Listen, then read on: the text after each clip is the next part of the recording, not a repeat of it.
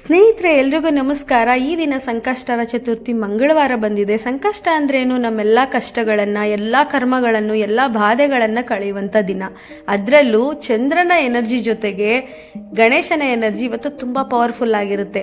ಕೇವಲ ಉಪವಾಸ ಇದ್ದೇ ಗಣೇಶನ ಒಲಿಸ್ಕೋಬೇಕು ಅನ್ನೋದೇನಿಲ್ಲ. ಒಂದು ಸಣ್ಣ ಸಂಕಲ್ಪದಿಂದ ನಿಮ್ಮ ಸಂಕಷ್ಟರ ಚತುರ್ಥಿಯನ್ನು ಇನ್ನೂ ಸೂಪರ್ ಡೂಪರ್ ಪವರ್ಫುಲ್ ಆಗಿ ಮಾಡ್ಕೊಳ್ಳಿ.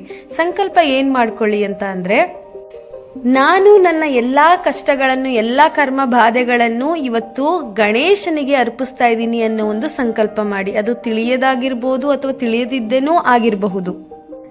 ನಾನು ನನ್ನ ಯಾವುದೇ ಸಮಸ್ಯೆಗಳ ಜೊತೆಗೆ ಇನ್ನು ಮುಂದೆ ಫೈಟ್ ಮಾಡೋದಕ್ಕೆ ಹೋಗಲ್ಲ, ಅದನ್ನ ಕಂಪ್ಲೀಟ್ ಗಣಪತಿಗೆ ಅರ್ಪಿಸ್ತಿದ್ದೀನಿ ಅನ್ನೋ ಒಂದು ದೃಢ ಸಂಕಲ್ಪದಿಂದ ಇವತ್ತಿನ ಸಂಕಷ್ಟರ ಚತುರ್ಥಿಯನ್ನು ಪೂರ್ತಿ ಮಾಡಿ. ಓಕೆನಾ? ಜೊತೆಗೆ ನಿಮ್ಗೆ ಯಾವ್ದಾದ್ರು ಇಷ್ಟ ಆಗಿರೋ ಒಂದು ಮಂತ್ರಗಳನ್ನು 21 ಸಾರಿ ಹೇಳ್ಕೊಳ್ಳೋ ಮುಖಾಂತರ ಇವತ್ತು ಸೂಪರ್ ಡೂಪರ್ ಪವರ್ಫುಲ್ ಆಗಿ ನೀವು ಖಂಡಿತವಾಗ್ಲೂ ಮಾಡ್ಬೋದು. ನಮಸ್ಕಾರ, ಎಲ್ರಿಗೂ ಒಳ್ಳೆಯದಾಗಲಿ.